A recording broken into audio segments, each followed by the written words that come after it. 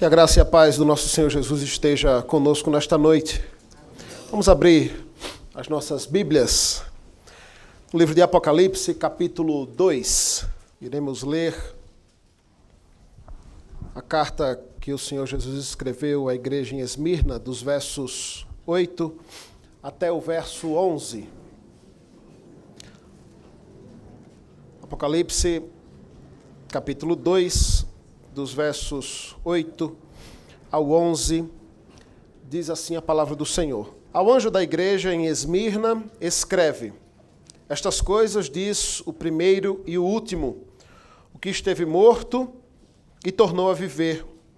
Conheço a tua tribulação, a tua pobreza, mas tu és rico, e a blasfêmia dos que a si mesmos se declaram judeus e não são, sendo antes sinagogas de Satanás.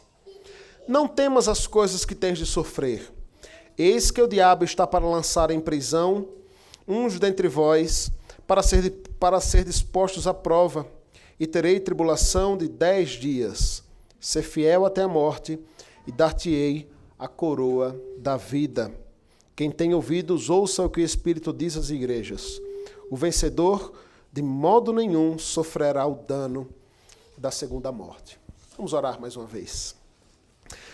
Senhor Deus, nós, como acabamos de cantar, rogamos também, Deus, em oração, a tua iluminação sobre nós nesta hora, para que, Deus, a tua palavra possa, Deus, penetrar os nossos corações e as nossas mentes, trazendo, Deus, a nossa atenção voltada para o Senhor nesse instante, para que possamos ouvir a tua voz, Deus, por meio destas palavras proferidas a essa igreja em Esmirna, e que ressoa, Deus, até os nossos dias e as nossas vidas.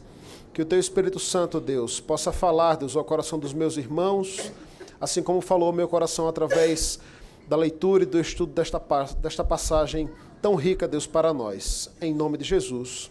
Amém. Irmãos, nós vivemos uma época onde é dado muito louvor, honra, reconhecimento a ícones, né? A ícones. Isso vale inclusive para o chamado mundo gospel, né? Valorizamos demais, de um modo geral, as pessoas por aquilo que elas cantam, por aquilo que elas falam, até por aquilo que elas pregam. E criamos nossos ícones. Muitas vezes com base em princípios e tão pouco basilares que até nos envergonha o quanto nós esquecemos de homens dos quais deveríamos lembrar. A gente percebe, fica constrangido com isso quando a gente olha um pouco para a história da igreja e vê a história de grandes homens de Deus que passaram por essa terra, que são esquecidos nos nossos dias. Eu creio que um desses homens esquecidos nos nossos dias, que é um grande exemplo de fidelidade cristã para nós, foi Policarpo. Policarpo foi um dos apóstolos, ou melhor, um dos discípulos, um dos discipulados, um dos que foi acompanhado por este João, que escreveu este livro do Apocalipse, né, que recebeu essa revelação do Senhor Jesus, e foi inclusive um dos pastores dessa igreja de Esmirna. Muito provavelmente, segundo os estudiosos, o sucessor de João no pastoreio dessa igreja. E se tratando do primeiro século, irmãos, um período onde a influência e a imposição da idolatria romana era algo muito firme, Policarpo, diante dessa realidade, se nega então a prestar devoção ao imperador César. E conta a história que, dado a sua negação a se prostrar diante de César e de seus deuses, Policarpo, assim como muitos cristãos do primeiro século, é extremamente perseguido. E em uma de suas fugas, Policarpo se encontrava numa pequena fazenda, onde ele soube que os guardas estavam vindo buscá-lo, mais uma vez.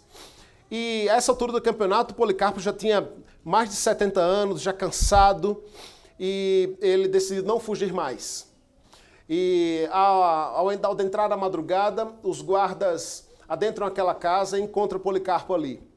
E a primeira coisa que ele faz é oferecer guarida àqueles guardas, lhe oferecem uma boa refeição e lhes pedem em troca que lhe dê a graça de orar por alguns instantes.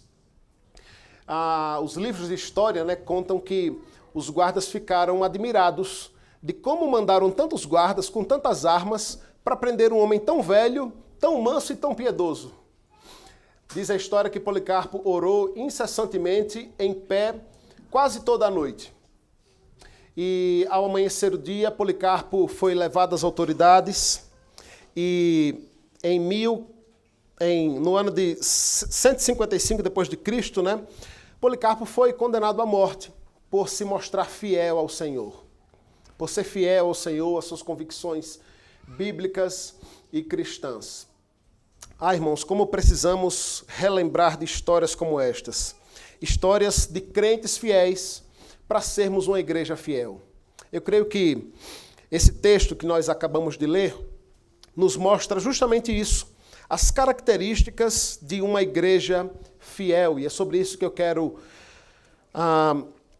sobre esse tema que eu quero expor esse texto para os irmãos nesta noite. Essa carta, irmãos, que foi escrita por João, né, dada pelo próprio Cristo através dessa revelação que João recebe na ilha de Patmos ao estar preso, justamente também por se mostrar fiel ao Senhor, e ele ali então recebe esta que é a revelação toda do Apocalipse, né, das coisas que estariam para acontecer e estavam acontecendo.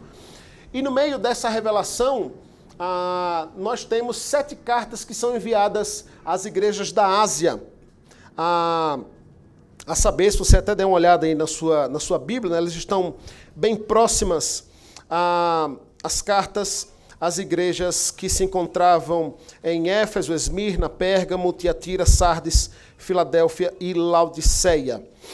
Hoje que é, talvez, se você tiver um mapa em sua mente aí, aquela região que fica bem próxima à Turquia, onde ficavam essas 7 igrejas. E uma delas, que recebe essa carta da parte do Senhor Jesus, é essa igreja que se encontrava em Esmirna, a qual o Senhor Jesus se dirige ao anjo da igreja que ali estava e diz: ao anjo da igreja em Esmirna, escreve estas coisas, diz o primeiro e o último, que esteve morto e agora vive.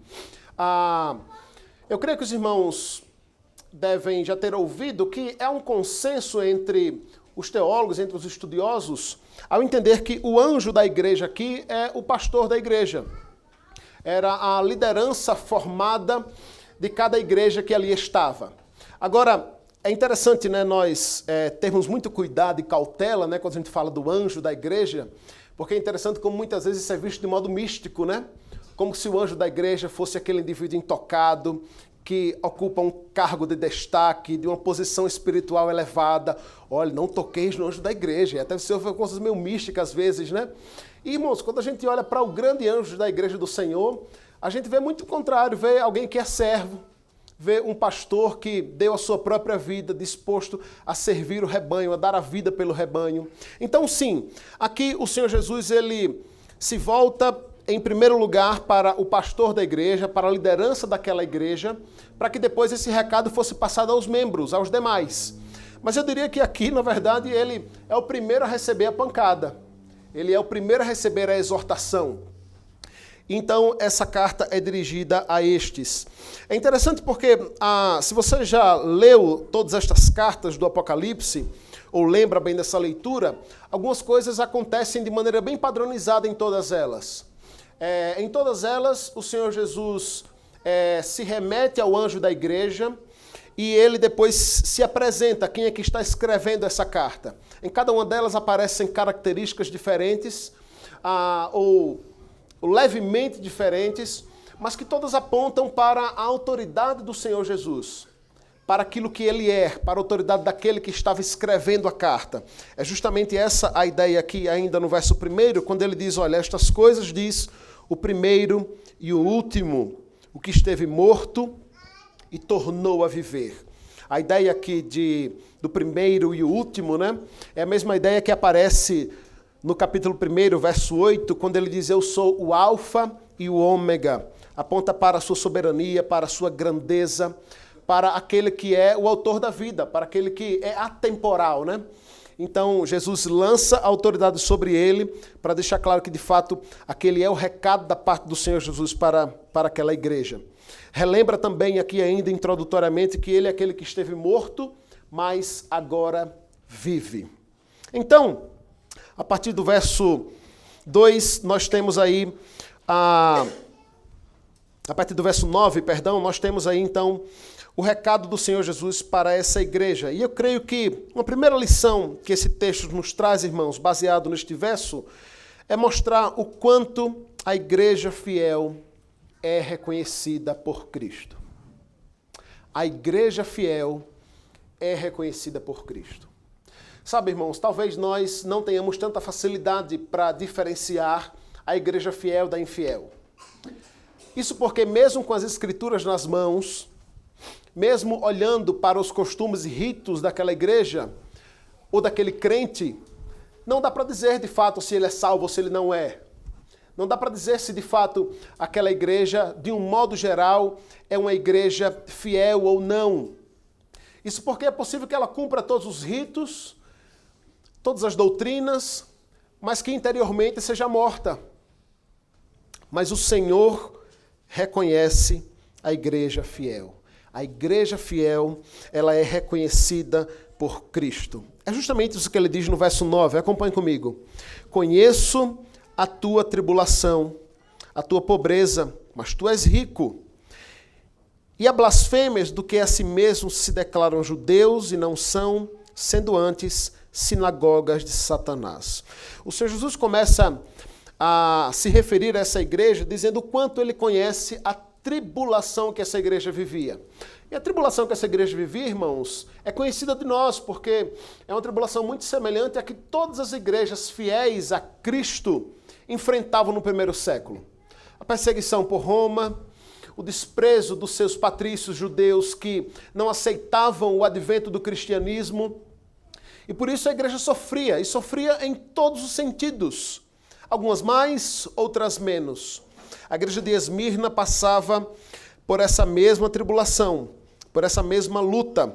As muitas vezes e as muitas tribulações que essa igreja sofria era conhecida do Senhor Jesus. Então ele volta-se para essa igreja e diz, olha, eu conheço a tua tribulação.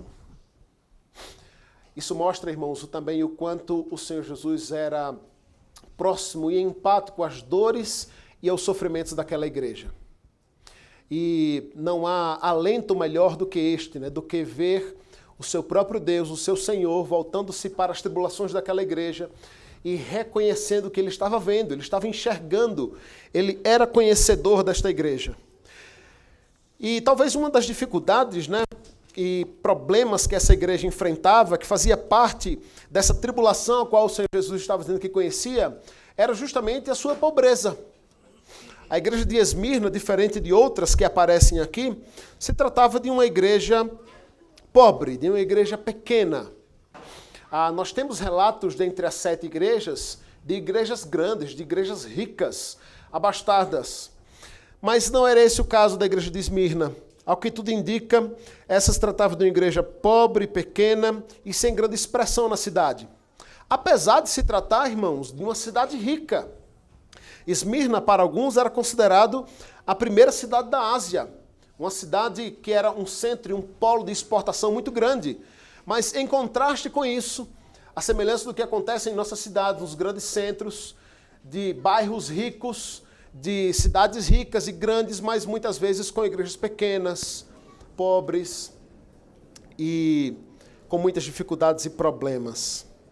Essa igreja, irmãos, encontrava-se em dificuldades por seu número pequeno, encontrava-se em dificuldades por conta da sua situação financeira difícil. Não era raro, irmãos, que judeus convertidos ao cristianismo tivessem impostos elevados, tivessem seus bens retirados, perdessem seus serviços, passassem a se tornar escravos, aumentassem os seus anos de escravidão.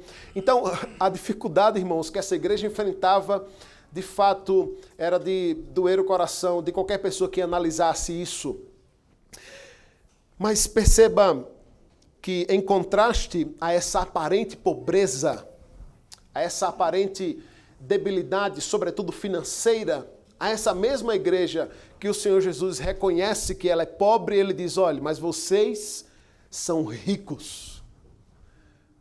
Tu és rica, Esmirna.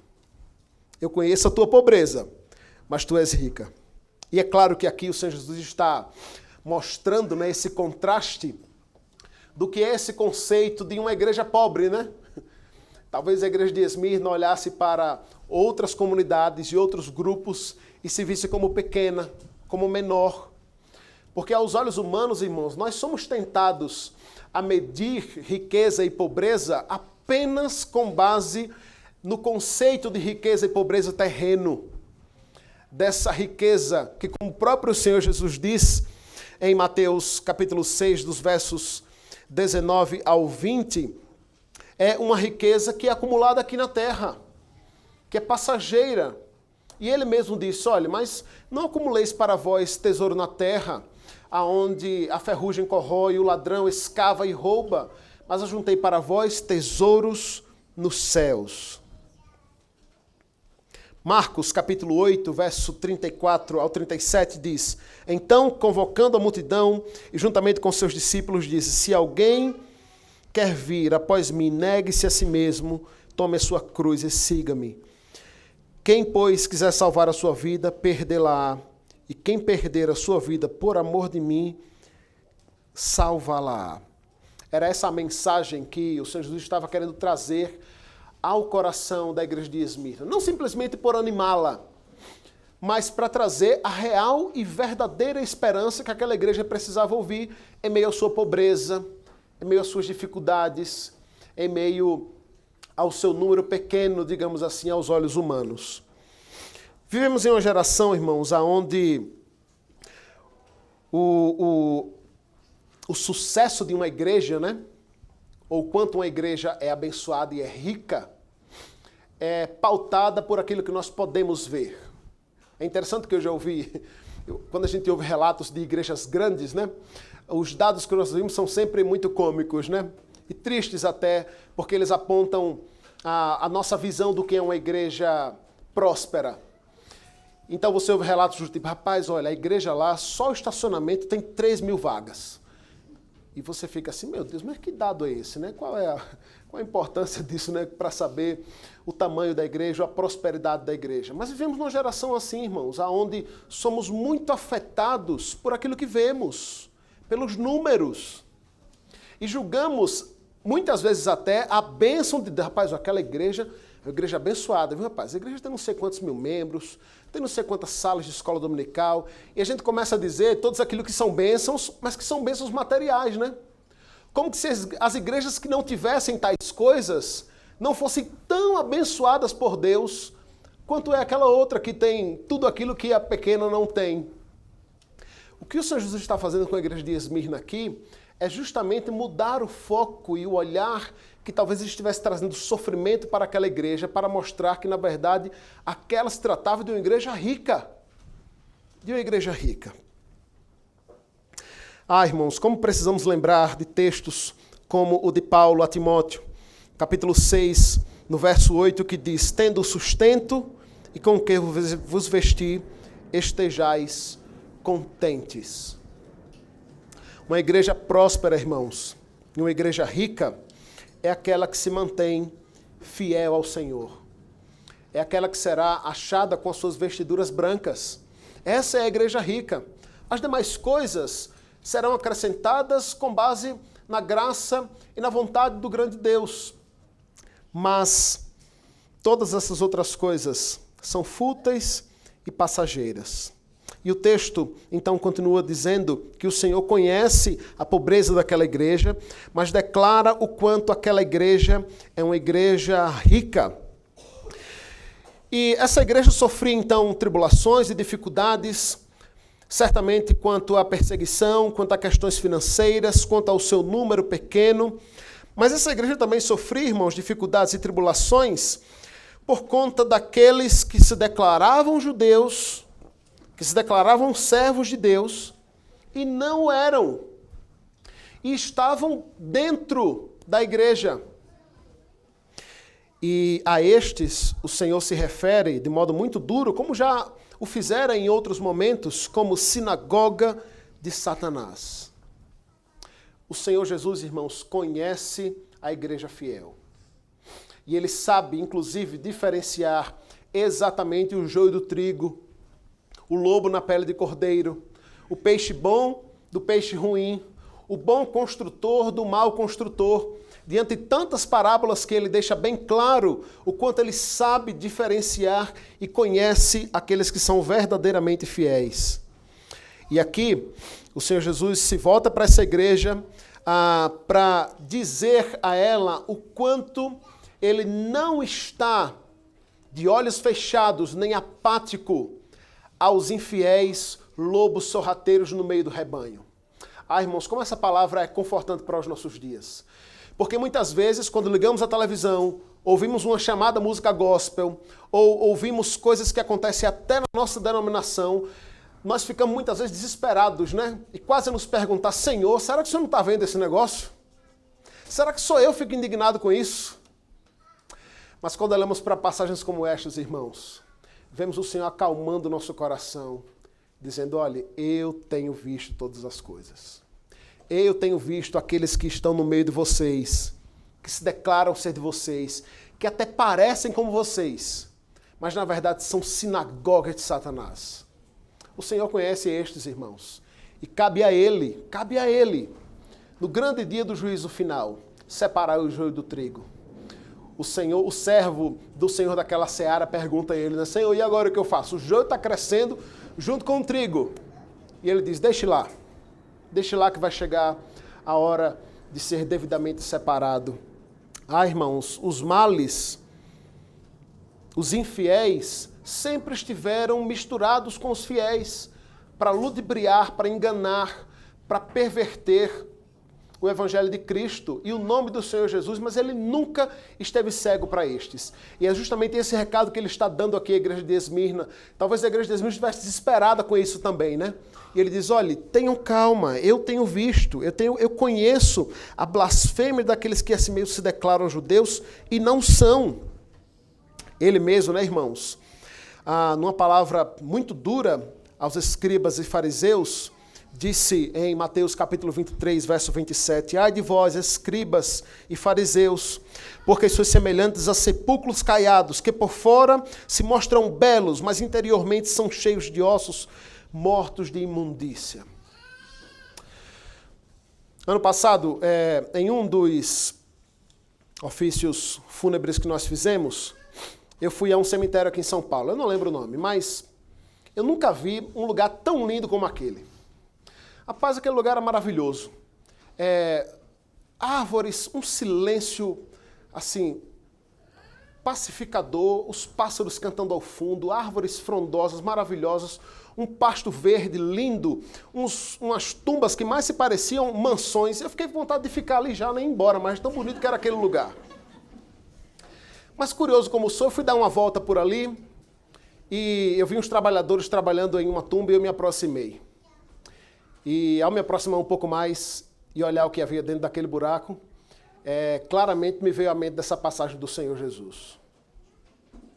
Porque por fora, irmãos, uma bela tumba de alguém endinheirado é muito bonita. Ali tem tanto granito e tanto coisa banhada a ouro que deve valer mais que meu carro. Mas por dentro, irmãos, são todas iguais. É morte, é podridão, é mau cheiro. Assim é a vida do infiel. Por fora parece muito belo, muito lindo, muito atraente. Mas por dentro há podridão, heresia e desvio da palavra de Deus. Mas o que traz a nossa memória, irmãos, e a nossa mente é que o Senhor Jesus tem olhado para isso também, porque o Senhor Jesus conhece a sua igreja. Ele conhece a sua igreja. Portanto, seguindo então aqui com o texto, o Senhor Jesus mostra para a igreja de Esmirna então que ele conhece essa igreja e ele também traz um alerta a essa igreja, porque eu creio que do mesmo modo, irmãos, que a igreja fiel ela é reconhecida pelo Senhor Jesus. Uma segunda mensagem que esse texto traz para nos mostrar e nos alertar é que a igreja fiel, ela será perseguida. É triste, né? Porque deveria ser o contrário, né? Os fiéis deveriam ser recompensados, né? E quem deveria ser perseguido e atribulado eram os infiéis. Mas a igreja fiel, irmão, será perseguida. Eu não sei de onde sabemos, né? Mas é impressionante como aqueles que são levados por esse evangelho fácil, sem tribulações, sem lutas e sem dores, são enganados por não conhecer as Escrituras, irmãos. O Senhor Jesus nunca nos enganou dizendo que a caminhada com Ele seria fácil. Irmãos, para mim, uma das passagens que mais ilustra o quanto essa caminhada seria difícil é Ele dizendo que estava enviando os discípulos como ovelhas para o matadouro. Você consegue imaginar o que é uma ovelhinha inocente e muda caminhando para ser morta? Grande é a tribulação, irmãos. E essa igreja específica de Esmirna também passaria por isso. E diz o verso 10, não temas as coisas que tens de sofrer. Eis que o diabo está para lançar em prisão alguns de vós, para ser dispostos a provas, e tereis tribulação de 10 dias. Sê fiel até a morte, e dar-te-ei a coroa da vida. A igreja fiel, irmãos, será atribulada. Além das dificuldades que essa igreja já enfrentava, o Senhor Jesus ainda alerta, dizendo que elas não tenham medo, não se atemorizem. Olha, eu estou preparando vocês. Não tenham medo. Vocês serão atribulados, serão perseguidos, mas não temam essas coisas que vocês terão de sofrer. A palavra de Deus diz que todos aqueles que querem viver piedosamente, irmãos, serão perseguidos. E diz o texto que eis que o diabo está para lançar em prisão alguns de vós para ser dispostos à prova e tereis tribulação de 10 dias. Paulo, escrevendo aos Efésios, irmãos, nos lembra que a luta da igreja fiel não é uma luta carnal, não é uma luta corpórea. A luta da igreja fiel e do crente fiel não é contra aquilo que nós podemos ver, mas é contra principados e potestades, revestivos de toda a armadura de Deus, diz Efésios no capítulo 6, para poder ficar firme contra as ciladas do diabo, porque a nossa luta não é contra carne nem sangue, mas sim contra principados e potestades, contra os dominadores deste mundo tenebroso, contra as forças espirituais do mal nas regiões celestes. Muitas mentiras são levantadas, né, acerca de igrejas históricas, tradicionais, reformadas, ou como você queira chamar. Uma delas é o mito de que nós não damos muito valor, ou não cremos nas questões espirituais, né? Mas, irmãos, nós cremos no que está revelado, não cremos nos mitos, não cremos nas revelações baratas, mas cremos naquilo que a Escritura diz. E a Escritura diz que há um inimigo mortal das nossas almas, Satanás, o diabo, um ser espiritual que se levanta diariamente contra a igreja, contra o povo de Cristo e contra todo aquele que quer se manter fiel ao Senhor. E essa é a luta narrada por Paulo. É este mesmo Satanás, é esse mesmo diabo que se levanta contra a igreja de Esmirna e continua se levantando contra a igreja de Cristo hoje, para perseguir, para roubar, matar e destruir. E diz o texto que essa igreja específica de Esmirna estava para sofrer este levante e esta perseguição de Satanás, que iria pôr em prisão alguns dentre aqueles que ali estavam. E aqui há um consenso entre os estudiosos para entender que Jesus estava de fato trazendo uma revelação a eles de que muitos daquela igreja seriam perseguidos e presos literalmente. E quando olhamos para a história, irmãos, sabemos que talvez esse foi um dos períodos onde os cristãos mais foram de fato perseguidos, mortos, aprisionados. A exemplo deste que estava escrevendo esta carta, João. Então o texto diz que eles estavam para ser postos à prova e teriam uma tribulação de 10 dias. Veja, irmãos, nós estamos lendo Apocalipse, né? Um livro extremamente emblemático, cheio de figuras, de cenas e de personagens amedrontadores até, de um certo modo, mas fica muito mais fácil você entender o livro do Apocalipse se você olhar para ele e para suas figuras, para os seus números, de uma forma metafórica, de um modo geral. Nesse texto, por exemplo, quando o Senhor Jesus alerta essa igreja que ela estaria para sofrer uma tribulação de 10 dias, há um consenso entre os que estudam o livro do Apocalipse, mais voltado para a literatura escatológica, de que esses 10 dias aqui não são literais, assim como não o são na maioria das passagens do Apocalipse, quando fala de dias. Geralmente não aponta para um número literal, mas para algo maior. A ideia aqui de uma tribulação de 10 dias aponta para uma ideia completa de perseguição, para uma ideia acabada, de algo que tem um começo, um início e um fim. E isso traz também esperança para a vida destes que aqui ouviam. Mas o texto continua dizendo que depois dessa tribulação, depois desses que seriam perseguidos, que seriam atribulados, que seriam aprisionados, o Senhor Jesus volta-se para eles para lhes dar uma instrução seguida de uma grande promessa para trazer-lhes encorajamento. E o Senhor Jesus então profere esta que é uma das palavras mais conhecidas do Apocalipse: ser fiel até a morte e dar-te-ei a coroa da vida. Irmãos, talvez ao olhar de um cineasta hollywoodiano, essa não seria uma frase muito animadora de um grande líder, de um grande mestre, né? Dizendo, olha, seja fiel até a morte. E chegando lá, você vai receber a recompensa. Dar-te-ei a coroa da vida. Mas, irmãos, o Senhor Jesus, como eu disse, nunca enganou a sua igreja e o seu povo. Muito pelo contrário, ele sempre deixou claro que muitos, de fato, precisariam doar a própria vida para manter o seu testemunho, para manter a sua fidelidade diante do Senhor.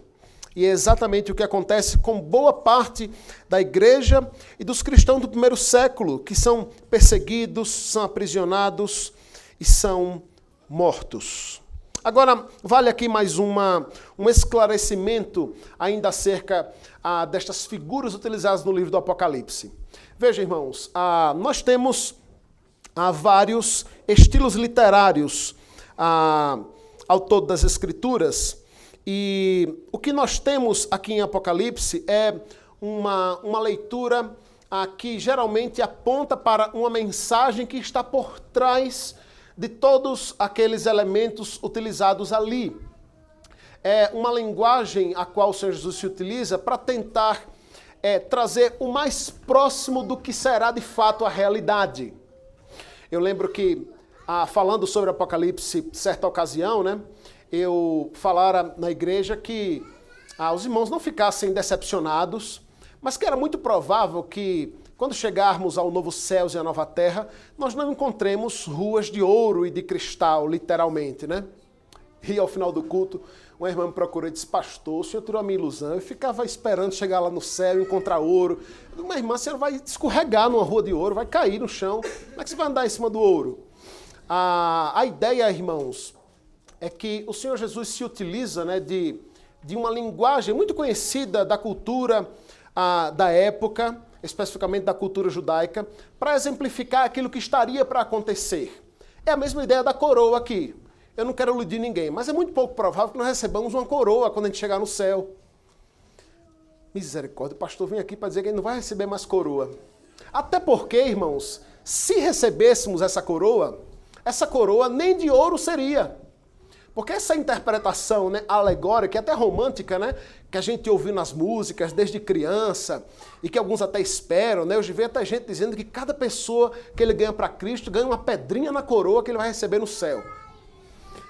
E a ideia aqui de uma coroa de vitória, irmãos, aponta muito mais para aquela coroa que nós vemos os atletas olímpicos recebendo. Sabe aquela coroa de louro, bem simplesinha, com os ramos quase murchos que encaixa aqui atrás da orelha? Se fôssemos receber uma coroa, ela seria mais parecida com aquilo. Porque a ideia da coroa aqui é a ideia de uma recompensa por termos completado a carreira, ultrapassado a linha de chegada de modo fiel ao Senhor.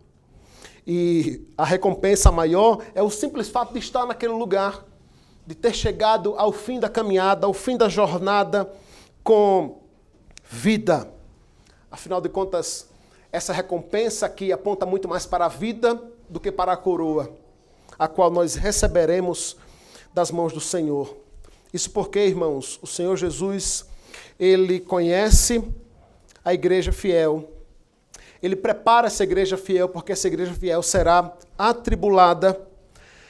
Mas, por fim, irmãos, eu creio que a terceira instrução que esse texto nos mostra é que a igreja fiel será vitoriosa. A igreja fiel sairá vitoriosa. Diz o verso 11, quem tem ouvidos ouça o que o Espírito diz às igrejas. O vencedor de modo nenhum sofrerá o dano da segunda morte. Quem tem ouvidos, ouça o que o Espírito diz às igrejas. Aqui o Senhor Jesus chama a atenção da igreja para que dê ouvido à voz do Espírito Santo por meio desta carta, por meio das verdades bíblicas do Evangelho, por meio daquele Consolador, a qual o Senhor Jesus deixou e deixara há pouco tempo, inclusive, para instruir a igreja, para ajudar a igreja, para capacitar a igreja a permanecer fiel até a morte e receber a recompensa da vida eterna. Quem tem ouvidos, ouça o que o Espírito diz às igrejas. E ele conclui dizendo que o vencedor, aquele que completar a carreira e guardar a fé, aquele que resistir firme às tentações e ciladas do diabo, os levantes do mundo e as tentações da sua própria carne, estes, de modo nenhum, sofrerão o dano da segunda morte. Eu gosto muito de ouvir os puritanos falando sobre a realidade do inferno. O que, aliás, é interessante, como é um tema pouco falado nos nossos dias. Talvez você diga, não, pastor, a gente ouve muito falar. Nós ouvimos muito falar de demônios. De demônios nós ouvimos muito falar. Mas pouco ouvimos falar da realidade que é o inferno. Pouco ouvimos falar de quem irá para esse lugar. Pouco ouvimos falar do que a Bíblia fala que é o inferno, também chamado como morte eterna, como lago que arde como fogo e enxofre. E, irmãos, é interessante observar que se tivéssemos um pouco mais de noção do que é esta morte eterna, se pararmos para observar um pouco mais as poucas narrativas que a Bíblia nos coloca das características que terá e que tem esse lugar de maldição e de condenação eterna, de afastamento eterno do Senhor Jesus, talvez assim consigamos nos alegrar ainda mais com o livramento que é e que recebemos ao sermos retirados desse lugar, ao sermos postos na vida eterna, no paraíso celestial, na Jerusalém de Deus. É isso que o Senhor Jesus está se voltando para essa igreja e dizendo, olhe, lembrem-se que vocês de modo nenhum sofrerão o dano da segunda morte. O que o Senhor Jesus está fazendo aqui com essa igreja de Esmirna, irmãos, extremamente atribulada, perseguida, preparada pelo Senhor Jesus, que passaria por sofrimentos maiores ainda, é tirar o foco dela sobre os problemas deste mundo e levar a sua mente e o seu olhar para a glória celeste. Paulo diz, irmãos, que se a nossa esperança em Cristo se limita às coisas desta vida, nós somos os mais infelizes de todos os homens. Em meio à tribulação, os discípulos estavam atormentados, sem saber o que significava a mensagem de que Jesus seria morto, e ele diz, olha, não se turbe o vosso coração, credes em Deus e credes também em mim, na casa de meu pai há muitas moradas. O que é que o Senhor Jesus estava fazendo ali? Tirando o foco do olhar dos discípulos para o problema local e fazendo-lhes ter esperança em algo maior, na glória celeste, na glória por via qual Ele estaria preparando para todos nós. O vencedor, de modo nenhum, sofrerá o dano da segunda morte. Ao ser trazido pelas autoridades, irmãos, a Policarpo teve a chance de se retratar, negar a sua fé e sair ileso dali. E em meio a uma arena, como nós conhecemos a história, as autoridades insistiram a Policarpo: jure contra o seu Deus e nós te soltaremos. Policarpo responde: por 86 anos eu tenho servido a Cristo, ele nunca me fez mal. Como blasfemaria eu contra o meu rei? E continuava ameaçando ele naquela pressão psicológica, dizendo: olha, nós vamos soltar as feras diante de você, e elas irão lhe estraçalhar. E ele disse: eu estou preparado. Quando nós cristãos morremos, não passamos do pior para o melhor, mas sim do mal para a justiça divina. Então as autoridades dizendo: olha, então já que você não tem medo das feras, nós iremos lançar você na fogueira. E Policarpo então responde: ameaça-me com fogo que arde por um tempo e logo se apaga? Vocês, porém, conhecem o fogo da justiça vindoura? Sabes tu o castigo que devora os ímpios? Não demores, lança-me na fogueira. Policarpo é queimado vivo, a exemplo de dezenas de outros cristãos que se mantiveram fiéis como igreja de Cristo até a morte, na esperança de receber a promessa da coroa da vida. Irmãos, como é impactante olharmos para a vida de homens como estes, de igrejas como estas, e olharmos para nós mesmos. Isso porque, irmãos, o Senhor Jesus continua conhecendo a igreja fiel. A pergunta é: será que eu e você temos feito parte dessa igreja? Será que eu e você, e agora eu estou falando em termos individuais, temos nos esforçado diariamente, constantemente, para permanecermos fiéis? Será que seremos achados e podemos estar com a nossa consciência tranquila diante de Deus que temos, de fato, agido de modo fiel ao nosso Senhor? É triste, irmãos, perceber que muitas vezes a nossa fidelidade, ela nem precisa chegar ao ponto de ameaçar a nossa vida.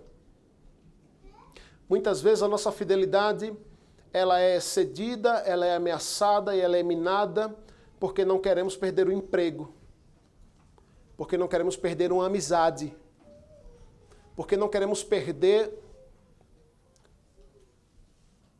uma característica que aponta para a nossa aparência, para a nossa imagem.